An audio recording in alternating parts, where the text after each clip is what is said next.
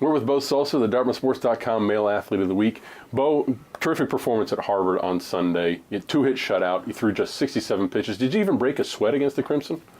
I did, and it was probably the most efficient game I've thrown all year. I was just throwing strikes, and they were getting themselves out early in the count, and my defense helped me out a lot. Feinstein robbed a home run, kept the shutout going, and so just all of that put together made it very easy to just get the game going. Finished up the season leading the league in ERA, both overall and in conference play. And you rank among the top 10 nationally in several statistical categories, especially when it comes to control, strikeout to walk ratio, and strikeouts per 9 innings, that sort of thing.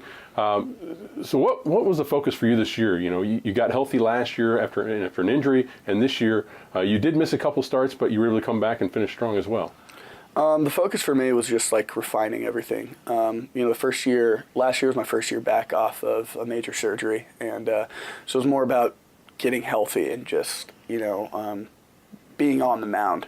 And then this summer I really put together a good summer and refined my pitches again, and it made it feel like it was before surgery. And so that was really it. And then the last thing I wanted to do was work on my strikeout numbers, which seemed to help out, but I really focused on making all my pitches sharper, and that seemed to work out. So.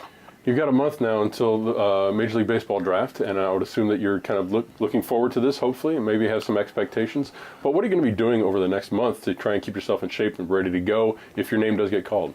So luckily we have, Michael Danielak, who's also, he got picked up last year, and he's getting ready for the draft as well. So me and him will be on the same regiment. We're going to start throwing on a 5-day schedule instead of a 7-day schedule, because that's what at the major league level you'll have to throw on, and then just keeping up with everything, increasing the workouts a little bit, because in season you tend to slow it down, and just we have a month to keep going. So I'm going to take a week off throwing, let the arm rest a little bit, and then pick it back up and get ready to go. And the draft is June 12th, so we got plenty of time.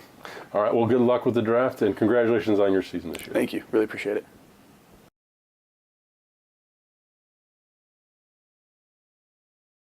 Joining us now is the DartmouthSports.com Female Athlete of the Week, Kathryn Giroux of the women's lacrosse team, a new Ivy League record holder for draw controls in a season, the Dartmouth record holder for draw controls in a single game. You finished the season strong, 2 big wins.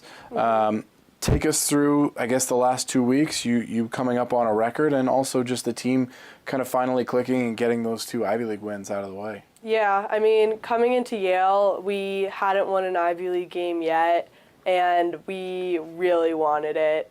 It was also a very bizarre game. I don't know, the whole scoreboard broke in the middle. Definitely we had to have a lot of perseverance in that game, but we wanted to get that win. We weren't going to go with all losses in the Ivy League.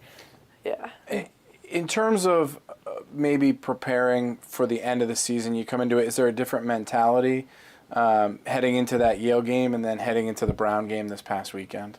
I mean, especially with senior day on Brown, everyone really wants to give their seniors a win. Like, no one wants to go out on a loss, especially for the seniors, their last game. So the mentality was definitely, we're playing for our seniors, especially when we knew we might not be making it into the postseason, and we know that these are like our last 2 games of the season.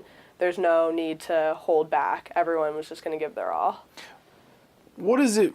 I mean, you're a sophomore, so you still have 2 years left, and maybe it hasn't sunk in a league that is so historic as the Ivy League. For you to own an individual record, I mean, has that resonated with you yet, or are you just gonna kind of think about it after you're done? Yeah, it definitely hasn't really sunk in, but I mean, it's awesome that it was able to happen. And now with 2 years left, are you going to try and break that record the next 2 years? Absolutely.